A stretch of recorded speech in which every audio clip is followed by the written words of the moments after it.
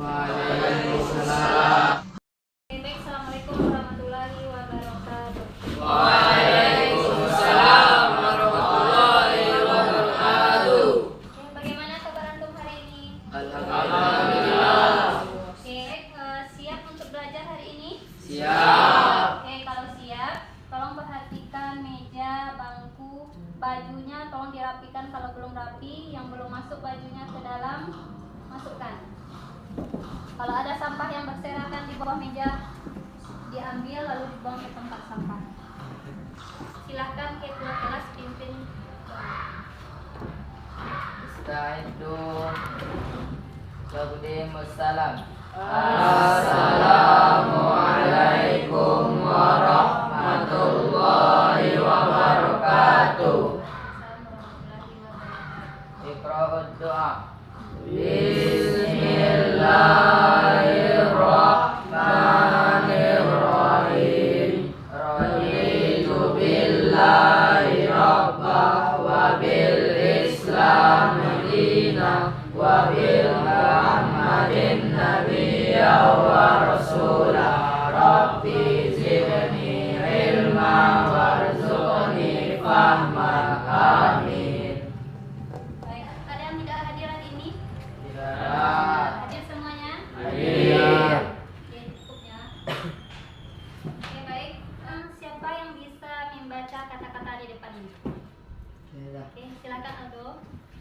Apabila engkau tidak tahan menahan lelahnya belajar, maka engkau harus tahan menahan perihnya kebodohan. Oke, syukron Aldo. Maka Oke, siapa yang bisa mengambil makna dari kata-kata ini? Oke, silakan Akso.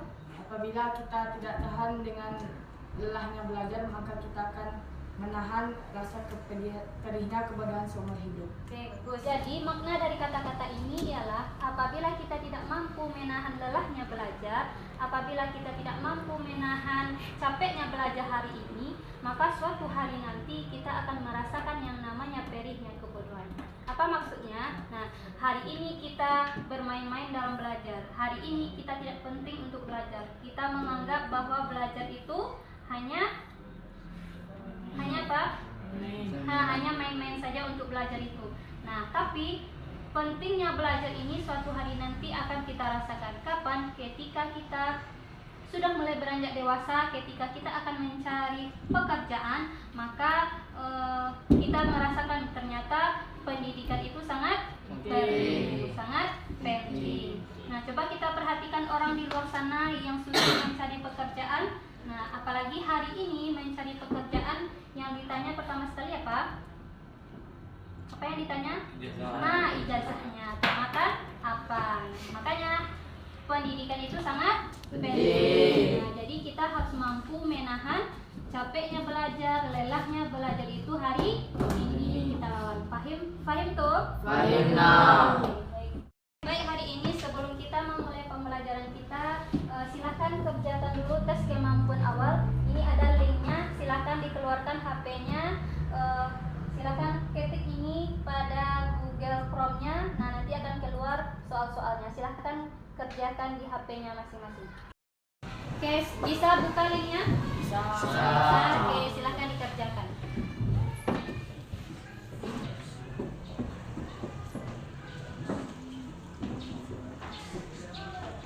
Oke, ada yang masih ingat materi kita minggu kemarin? Enggak. Dan apa Aldo? Zikir lah. Tentang zikir, bagus. Nah, berarti Aldo masih ingat materi tentang Zikir.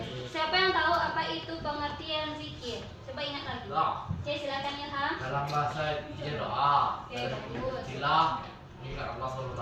Oke, pintar. Nah, jadi zikir adalah secara istilahnya Ingat Allah. Nah, itu dia. Ini masih paham materi minggu kemarin ya. Dan sekarang siapa yang tahu apa materi kita kira-kira hari ini? Tentang apa? Oke, coba angkat tangannya, jangan keroyokan. Tentang apa materi kita hari ini? Oke, silakan. Oke, bagus, tentang sujud sahwi. Nah, jadi inilah tujuan pembelajaran kita hari ini yang akan kita capai. Di mana nantinya yang pertama antum nanti bisa melalui pembelajaran TPACK, antum bisa nanti menguraikan makna sujud dengan baik dan benar, sujud sahwi. Yang kedua, antum nanti bisa melalui video, nanti ada video akan ditampilkan. Antum nanti bisa menguraikan apa saja sebab-sebab seseorang itu melakukan sujud sahwi. Yang ketiga, melalui diskusi nanti antum bisa merincikan tata cara sujud sahwi dengan baik dan benar. Kemudian mampu mempraktikkan tata cara sujud sahwi dengan baik dan benar, dan seterusnya nanti mampu mendeteksi apa saja hikmah dari sujud sahwi itu. Nah, sekarang silahkan duduk per kelompok. Nah, ini nama-nama kelompoknya. Kelompok 1 itu ada Aldo, Aksa dan Rehan. Kelompok 2 ada Rahim, Farid dan Yogi. Kelompok 3 ada Putra, Ilham, Azam. Kelompok 4 ada Sauki, Fazar, Mahatma dan Dima. Oke, silakan kelompok 1 sebelah sini, kelompok 2, 3, 4 di belakang. Bisa.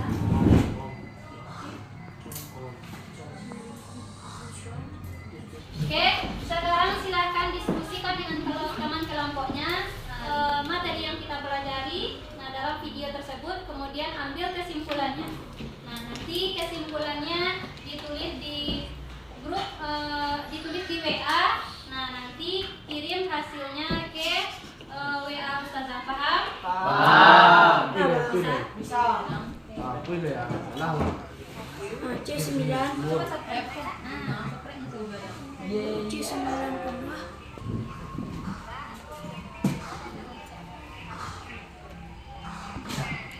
Ini detik menekannya.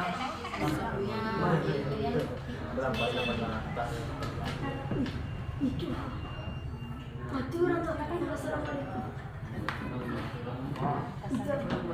Kita lihat Rehan. punya si Yogi. Yogi Nah, Yogi nih. Sujud sahwi adalah sujud yang dilakukan setelah membaca tasyahud akhir dan sebelum salam. Sebab kita melaksanakan sujud sahwi ialah jika kita lupa salah satu rakaat dalam sholat. Yang kedua, jika kita ragu saat sholat. Nah, hikmah dari sujud sahwi adalah manusia tidak boleh berperilaku sombong dan angkuh karena manusia adalah tempat salah dan lupa. Yang tidak pernah lupa hanyalah Allah. Kita diajarkan untuk bisa memahami bahwa orang lain juga bisa salah. Oke, yang lain nyusul nih. Siapa yang bisa memberikan pendapatnya? Sujud sahwi ini kapan kita laksanakan? Oke, silakan Alko. Sujud sahwi itu bisa juga dilakukan dengan cara sudah salam sebelum akhir sholat maupun sebelum salam di akhir rakaat akhir. Oke, bagus.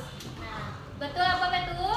Betul. Nah, jadi sujud sahwi ini bisa kita lakukan baik sebelum kita mengakhiri sholat pada rakaat terakhir atau sesudah sholat. Bisa kita lakukan sujud Sahwi. Siapa yang bisa menyimpulkan materi kita hari ini? Ya, silakan aku. Jadi kesimpulan pembelajaran kita pada hari ini yaitu sujud sahwi merupakan sujud yang dilakukan apabila ada keraguan dalam gerakan sholat. Hukum dalam sujud sahwi ini yaitu hukumnya sunnah. Yang ketiga yaitu tata caranya dilakukan sesudah salam di akhir sholat dan di akhir sholat sebelum salam. Cara pembacaannya yaitu subhana man la yasfu wa la yanamu. Oke, udah? Oke, kita kasih hapus untuk Aldo. Oke, baik. Jadi kesimpulan materi kita hari ini mengenai tentang sujud sahwi. Yang mana sujud sahwi ini adalah sujud yang dilakukan apabila kita lupa dalam gerakan sholat atau lupa dengan bilangan sholat. Nah, maka kita lakukan yang namanya sujud sahwi. Hukum melaksanakan sujud sahwi itu sunnah. Nah, yaitu dianjurkan kita untuk melaksanakannya. Apabila kita laksanakan, maka kita berpahala, dan apabila tidak kita laksanakan, maka kita tidak berdosa. Nah, kemudian apa hikmah dalam melaksanakan sujud sahwi ini? Yang pertama, manusia tidak boleh sombong dan angkuh walaupun mempunyai kelebihan. Nah, walaupun kita punya kelebihan, maka tidak boleh kita sombong, karena bisa saja suatu hari nanti kita bisa terjatuh. Nah, kemudian yang kedua, memahami bahwa setiap orang pasti pernah berbuat salah. Kemudian manusia tempatnya salah dan dosa, sehingga ketika melakukan kesalahan hendaknya segera kita meminta maaf. Kemudian mendekatkan diri kepada Allah. Itu dia hikmah dalam melaksanakan sujud sahwi. Oke, paham sampai di sini? Paham. Oke, baik. Sampai di sini materi kita hari ini. Sekarang silahkan kerjakan asesmen akhir. Silahkan keluarkan HP-nya. Ini ada linknya.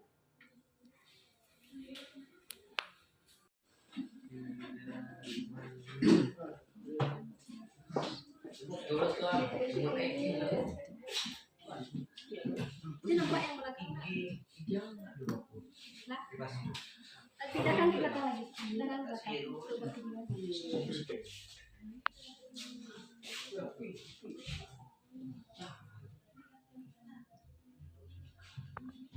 Untuk tugas di rumah, silahkan masing-masing antum membuat video praktik tata cara sujud sahwi dan membuat video presentasi langkah-langkah cara mengerjakan sujud sahwi. Silahkan buat videonya, kemudian kirim ke YouTube, dan link dari YouTube-nya silahkan kirim ke WA Ustazah. Paham? Paham. Sampai di sini materi kita tutup dengan membacakan hamdalah. Alhamdulillahirabbil alamin.